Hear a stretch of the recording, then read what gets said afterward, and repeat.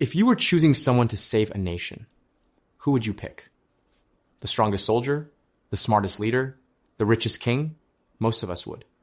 But God almost never does. In fact, if you read the Bible carefully, you'll notice a pattern again and again. God chooses the smallest, the weakest, the overlooked, the unlikely. Why? Because when the impossible happens, nobody can say, I did it. The glory belongs to God. Let's start with David. When the prophet Samuel came to anoint Israel's next king, Jesse proudly lined up his sons, tall, strong, experienced. Surely one of them was God's choice. But God said, not him. One after another. God rejected every obvious candidate. Finally, Samuel asked, do you have another son? Jesse almost forgot to mention him. Oh, there's David, the youngest, a shepherd, watching sheep, no military training, no royal appearance. Yet God said, this is the one. Why? Because people look at appearances. God looks at the heart. Then came Goliath. Nearly everyone saw an unbeatable giant. David saw a God who was bigger, one stone, one sling, one impossible victory.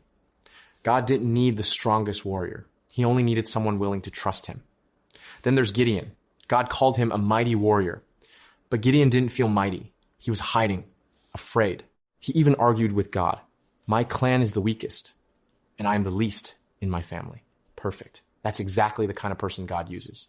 At first, Gideon had 32,000 soldiers. Surely that wasn't too many. But God said, too many. Imagine hearing that before a battle. God reduced the army to just 300 men. 300 against an entire army. Why? God explains it himself. So Israel cannot boast that her own strength has saved her.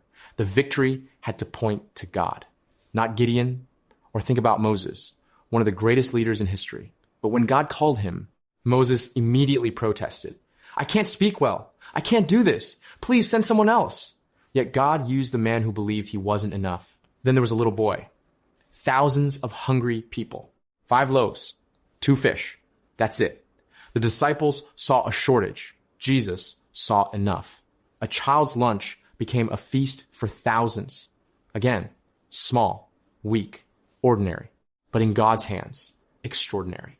Even Jesus' disciples followed the same pattern. Not famous scholars, not powerful politicians, not wealthy influencers. Fishermen, a tax collector. Ordinary people. The kind of people society often overlooked. Yet, these ordinary people turned the world upside down. Do you see the pattern? God doesn't ignore strength, but he refuses to share his glory with human pride. The Apostle Paul understood this better than anyone. 3 times he asked God to remove his thorn in the flesh. God answered, my grace is sufficient for you, for my power is made perfect in weakness, not despite weakness, in weakness. Because weakness forces us to depend on God, and dependence is where his power shines brightest. Maybe that's why you're watching this today. Maybe you've been telling yourself, I'm not talented enough. I'm not smart enough. I'm too broken. I'm too ordinary. The Bible has an answer. You're exactly the kind of person God has been using for thousands of years. Because God isn't looking for people who have it all together. He's looking for hearts that trust him. The world says, become strong, then you'll succeed. God says, come to me in your weakness. The world celebrates the impressive. God transforms the impossible. That's why the cross shocked everyone. People expected a conquering king. Instead, God brought salvation through a suffering Savior. It looked like weakness. It became the greatest victory in history. The enemy thought he had won. But 3 days later, the empty tomb proved that God's power works in ways nobody expects. So why does God keep choosing the weak? Because when David defeats Goliath, when Gideon defeats an army, when a shepherd becomes king, when fishermen change the world, and when a cross becomes salvation, everyone has to admit this wasn't human strength, this was God. So don't despise your small beginnings. Don't let your weaknesses convince you that God can't use you. Your limitations may be the very stage where God's power is about to be seen. Because God has always had a habit of taking ordinary people and doing extraordinary things through them.